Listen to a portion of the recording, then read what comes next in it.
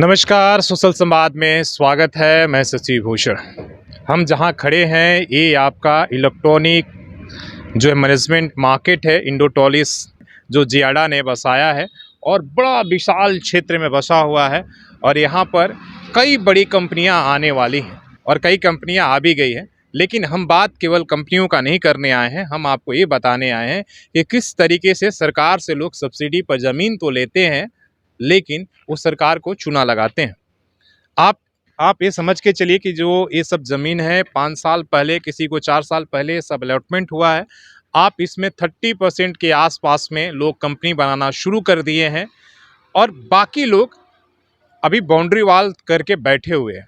आखिर जब सरकार से आप सब्सिडी के रेट में आप उद्योग लगाने के लिए, यहाँ रोजगार लोगों को देने के लिए ज़मीन जब लेते हैं, तो आपको ये समझना चाहिए कि आपकी ये जिम्मेदारी है कि जल्दी से जल्दी आप इंडस्ट्री लगाकर, इसलिए कि जो सरकार आपको दे रही है, यहाँ जनता का पैसा है, जनता का ज़मीन है, लोगों से इसीलिए अधिग्रहण करके दे रही है कि अपने झारखंड के लोगों को रोजगार मिलेगा।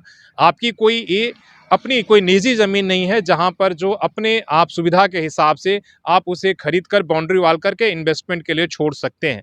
ऐसी आपकी आज़ादी नहीं है। अगर आप नहीं बना सकते हैं तो आपको 5 साल के बाद उस ज़मीन को तो वापस कर देना चाहिए या सरकार आपसे ले लेगी।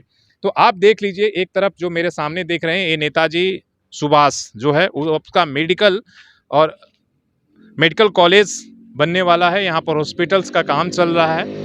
दूसरी तरफ मेरे जब इधर देखेंगे तो आरएसपी ग्रुप का सुपर स्पेशलिस्ट हॉस्पिटल 1000 बेड का आना है। लोग इंतजार कर रहे हैं, लेकिन 5 साल के बाद आप देखेंगे इधर नज़र दौड़ाएंगे तो कहीं फाउंडेशन हो रहा है, कहीं काम ही नहीं शुरू हुआ है। मतलब एक तरीके से आप देखा जाता है कि जब अलॉटमेंट ज़मीनों का सरकार जब सब्सिडी रेट पर करती है तो आगे आकर लोग ले लेते हैं और ये समझते हैं कि हम ले लेंगे और फिर सस्ते या ऊंचे दाम पर किसी और को दे देंगे। तो ये जो है चीज़ें चलने वाली नहीं है, इसलिए कि जो जियाडा है वो बड़ी, आपने देखा था कि पीछे भी कई लोगों को उन्होंने नोटिस जारी किया था और सूत्रों को माने तो वैसे इंडस्ट्री जिन्होंने 5 साल से अधिक समय से ज़मीन अलॉटमेंट करके, चाहे वैसे व्यापारी है या वैसे उद्योगपति, जिन्होंने ज़मीन तो अलॉट करा लिया लेकिन काम नहीं शुरू किया है, तो उसके ऊपर नकेल कसने वाले हैं।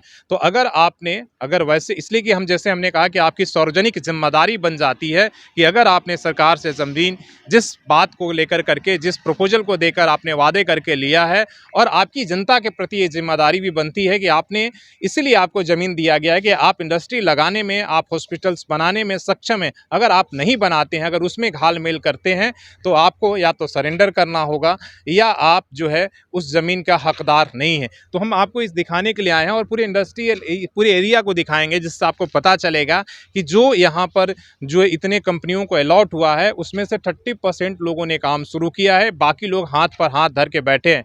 पहले तो वो कहते थे, कंप्लेन करते थे कि सड़क नहीं, अब आपके सामने सड़क है, बिजली आपकी लगी हुई है। जुस्को और डीवीसी दोनों ने यहाँ पर अपनी बिजली की जो है व्यवस्था करके रखा है और उसने घुमा दिया है। लेकिन इसके बाद भी अगर काम नहीं शुरू कर रहे हैं तो आप एक तरीके से यहाँ झारखंड के लोगों के साथ, सरकार के साथ एक तरीके से धोखाधड़ी कर रहे हैं। जो आरएसपी ग्रुप का चल रहा है, अभी फाउंडेशन मतलब नीचे से 1 साल में ऊपर भी नहीं आया है। तो आप इतने बड़े हॉस्पिटल्स बनाने में हमें लगता है कि 2-3 साल का और भी टाइम लग सकता है। उसी तरीके से यहाँ इनका चल रहा है, हालांकि काम तेज़ी से चल रहा है इसको लेकर, और बाकी भी इंडस्ट्री जो है उनको भी हम दिखाने की कोशिश करेंगे।